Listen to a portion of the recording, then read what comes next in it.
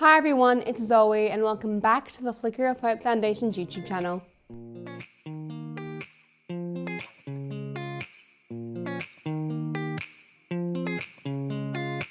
Okay, so today we have another special guest. Today I am joined by...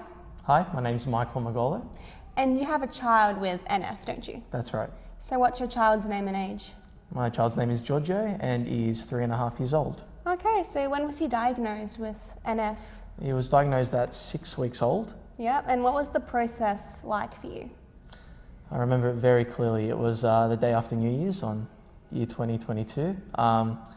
We noticed some spots on his body early on, couldn't access a paediatrician or any sort of specialist because of the holidays.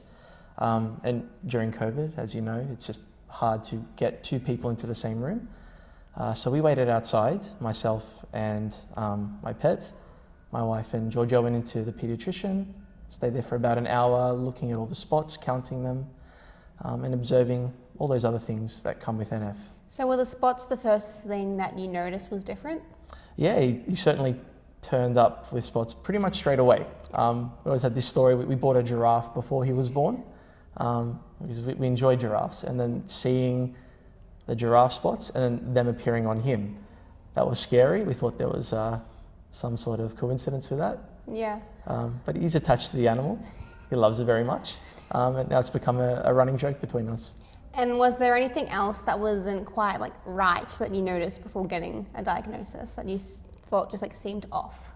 I guess the frequency of the spots were a big concern. We thought they were beauty spots at first, but then seeing them everywhere, the back, the body, and so we definitely knew something wasn't right. So what have been your biggest obstacles and hurdles you've had to overcome with having a child with NF?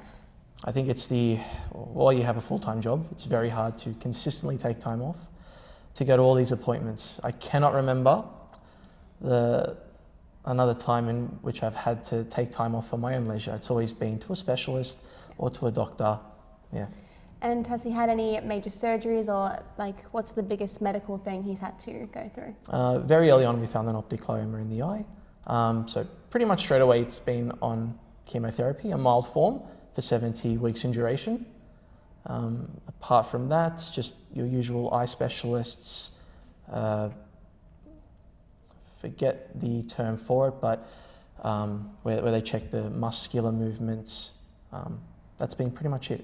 Yeah, so it must be pretty scary, obviously, having a very young child, having to go through all of these things. It is very anxious, yeah. Yeah. Always an appointment and always looking for something that's wrong. Yeah, I guess that's very common with people that have NF, even in adulthood. It's almost like any slight change to their normal routine. It's almost alarming to think, is it getting worse? Is it a new tumour? Blah, blah, blah. There's so many things that just are concerning. Absolutely, yeah. So you'd look at, if they can hop on one leg and if they can climb and do handstands, and whereas I'm looking at every fall and every bump, making sure his eye vision is perfect. Yeah.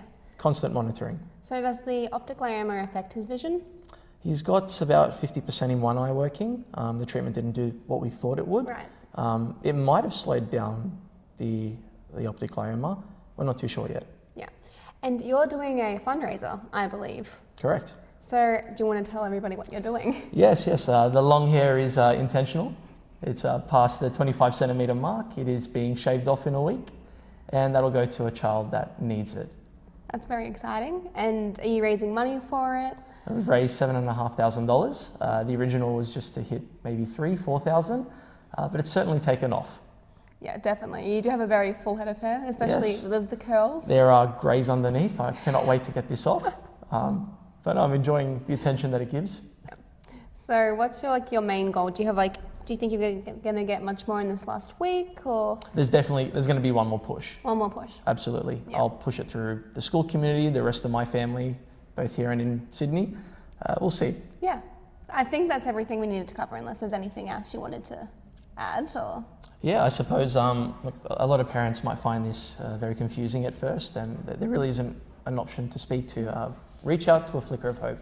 My wife and I were happy to speak to anyone with any concerns. It is a very supportive journey out there. Okay, so now we have Giorgio with us. Can you say hi? Say hello. And you brought someone with you. Who's this? What's that? You can tell everyone.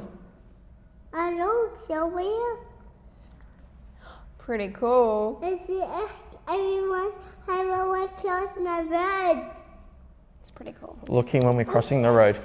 Wait. Yeah, actually, you know what? That's nicer. Get off me. Oh, Do you think you can say something very important for me to the camera?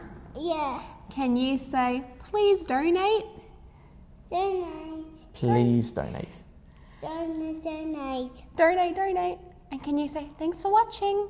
Thank you for watching. Okay, thank you so much for watching today's video. I really hope you enjoyed it. And as always, please remember to like, comment and subscribe. And of course, all of our important links are in the description box below. So our Facebook, our Instagram and our website. Thank you for watching and I'll see you next time.